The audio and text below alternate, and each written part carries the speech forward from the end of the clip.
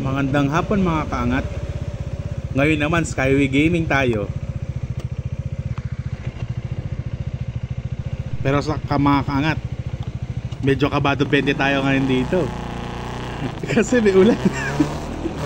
Mahirap na. Wala kahit tatabihan dito. Baka biglang bumagsak, itim na ulap na no? Hindi naman ako nagmamadali, testing lang natin. Saglit, tingin ko lang. Hindi ko makita yung speedometer ko eh. Mahirap na. Pero yun na nga. Kasi kailangan ko lang makapunta agad doon kasi baka sakaling umulan sa kabila. Baba. Kaya kailangan natin dumaan dito para sa bilis. Tamang speed lang. Tulad lang tayo sa tamang top speed. Mga takbong pogi lang.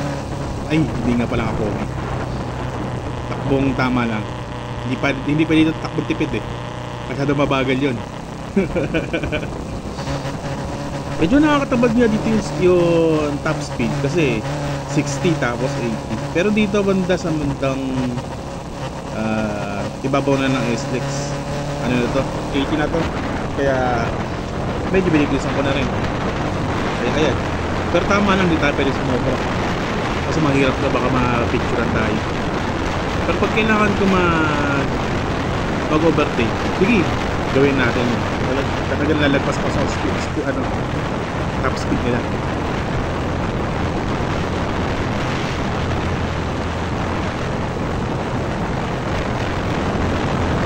Medyo nakakatakot pag may katabi kang bus. Pero no choice eh. Tsaka sa kanina rin naman ako. Kaya tamang takbo lang. Hindi pa tayo mag-bus. Ingat na. Pero pag kailangan ko mag-switch, kasi fast rin ako, lilipat ako. Papunta nga pala akong Bikutan mga kaangat. Short ride lang to. Kasi magsusugulong naman ako ng UBRT. Kaya samahan nyo ako. Pero talagang kinakabahan ako sa ulan dito. Kasi medyo maulap na dun. Iba yung ulap, iba na rin yung hangin. Humigitid pa nga eh. Hindi ko naman pwede haramasin to para makaalis na agad dito, baka baba. Pero meron naman ako nakikita na may traffic na eh. Ito na yun eh. Ito na yung ayoko eh. Ito yung ayokong traffic eh. Ito traffic sa Skyway na to. Kinakabahan ako sa traffic na yun. Saka ito yung kulay puti eh. Diba? Tingnan nyo. Tingnan mo ulan. Wala puti ulan oh. Parang dadaanan ko pa kayo ulan. Mahirap na. Yung correct. Parang gusto ko na pumunta. Ito na nga yung ulan. Ayan na. Dadaanan ko yung ulan. Ang hirap ito. Yung cellphone ko. Masisira. Ano ba yan?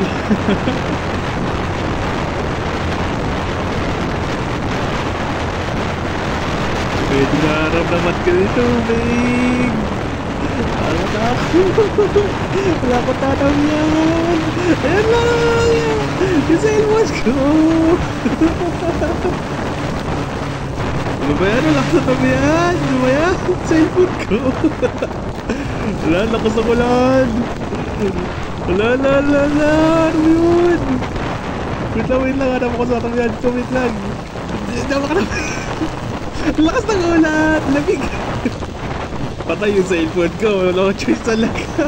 Bigo. Wait lang. So ito na nga mga kaangat. Inabutan tayo ng ulan. Dinaanan ko nga. Wala ang ulan dito. Wait naman dyan. Basa ka pa ako. Ano cellphone ko. Masira pa. Wait lang. Using ko yung camera. Busit. Isang basa ako. Lamig. Tapos tatambay pa ako saan? Sa office. Ano ba yan? Isipunin ako nito eh. Init, lamig. Tapos init, tapos lamig na naman. Wala talaga, patay. Pati gloves ko basa. Ano ba yan? Wala pa naman ako dalang extra yan. Pati yung mga brief ko basa na. Patay talaga. Bugbog ako nito. Yari ako sa sawa ko nito. Lapit na pala ako sa Bikutan. Ano ba yan? Konti na lang kasiyahan ko. Yayari ako dito. Patay tayo talaga.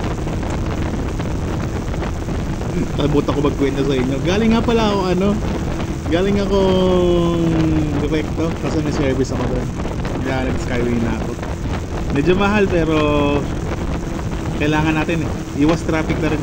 Kaya kailangan natin mag-adjust. Lamig. Abang aking. Inutusan kasi ako ng boss ko doon Kukunin ko lang yung cellphone number ng isang customer namin.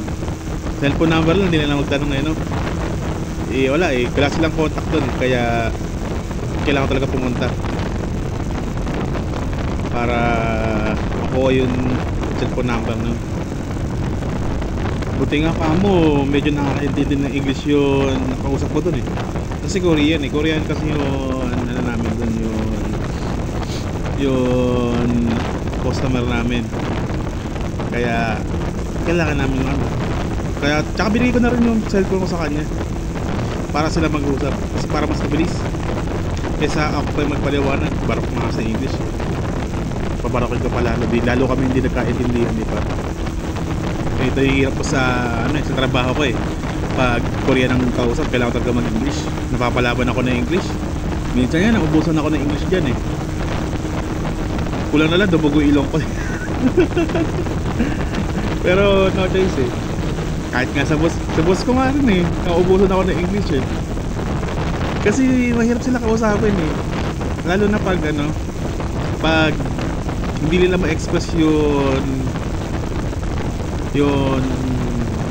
English na gusto nila sabihin. Meron na iba naman makakaangat ang lalim mag-Tagalog.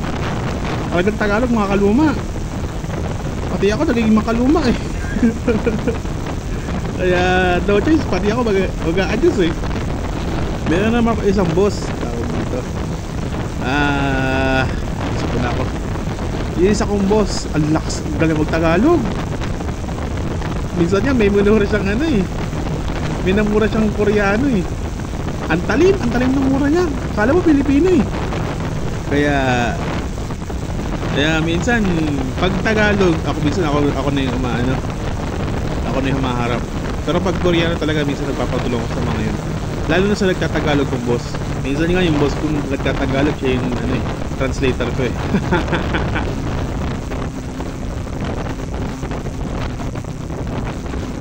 Hindi kami aso. Ano yung aso mo? Pakita ko sa inyo yung aso sa kanan ha. Mabilis lang to pero in-slow mo ko na para sa inyo para makita nyo yung aso sa Skyway.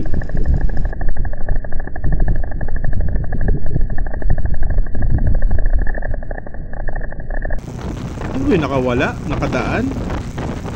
Wait lang, tatabi tayo para tatanungin natin yung doon. Oops. Saglit.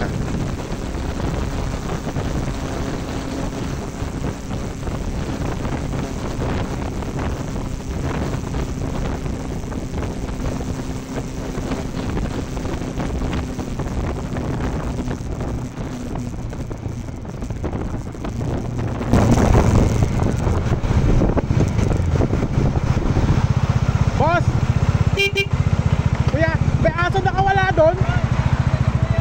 Sige.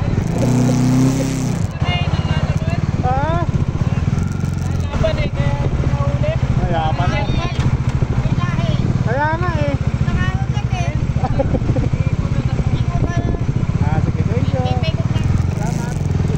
So ayun nga mga kaangat. May may aso. Nakawala daw. Ikutan lang daw sabi ng mga ops.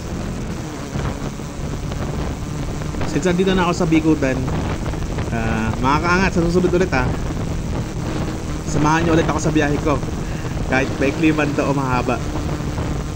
Pasok tayo, makakapag video tayo. Kaya mga kaangat, salamat at lagi kayong mag-ingat.